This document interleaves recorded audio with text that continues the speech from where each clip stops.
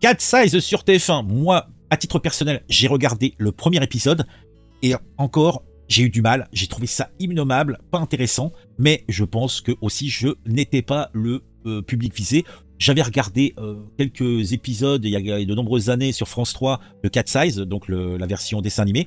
Et franchement, c'était sympatoche, les personnages étaient sympas, les situations étaient sympas. Bon, l'histoire du genre les filles d'un peintre, je crois, qui font des fric-frac, merci Kodak, pour récupérer les peintures volées de leur papa. Franchement, ouais, bof, je vois pas trop l'intérêt, mais bon, je me suis jamais intéressé au sujet. Par contre, une adaptation, donc avec des vrais acteurs, pourquoi pas.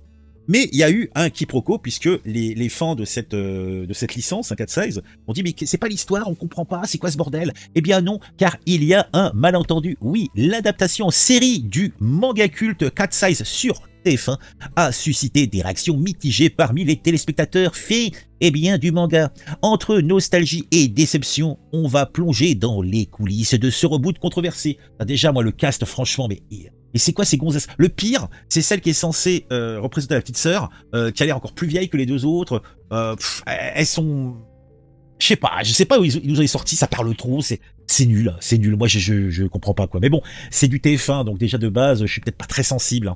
Cat Size, diffusé sur TF1, ravive la nostalgie des fans de la première heure. La série adaptée du célèbre manga de Tsukasa Hoshu suit les aventures de trois sœurs voleuses d'art, Bigre. Le succès est au rendez-vous, et Bigre, avec des audiences impressionnantes au Bigre, et une popularité grandissante au Bigre encore. Cependant, derrière cette apparente réussite se cache un malentendu qui divise les téléspectateurs. Eh ben, dis donc.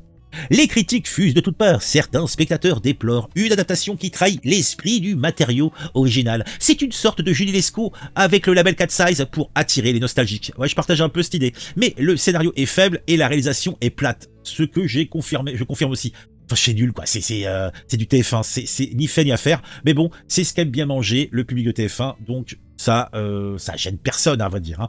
Donc, une téléspectatrice a déclaré ça. Une autre comme Thomas, ou plutôt un autre comme ça, salue le reboot, mais ressent une certaine nostalgie mêlée de déception. Bigre. Pour pimenter les épisodes, les scénaristes ont ajouté un méchant, complexifiant ainsi l'intrigue. Cette décision, bien que controversée, ajoute une dimension supplémentaire à la série. Cependant, certains fans regrettent que ces ajouts dénaturent l'essence même de Cat Size, qui se résumait autrefois à un simple jeu du chat et de la souris entre les voleuses et la police. Ah oui, le charme de ces monte en l'air, hein, oui. Malgré les critiques, Cat Size connaît un succès retentissant. La série a attiré en moyenne plus de 4 millions de téléspectateurs, avec des pics d'audience impressionnants. Ce succès a même poussé TF1 à chambouler son calendrier de diffusion pour faire durer le suspense. La chaîne a décidé de diffuser un épisode par semaine à partir du 2 décembre, prolongeant ainsi l'attente des fans. Eh ben dis donc. L'avenir de Cat Size reste cependant incertain, bien que la série ait connu un démarrage record. De nombreuses questions restent en suspens. Les producteurs ont exprimé leur envie de continuer l'aventure, tu m'étonnes.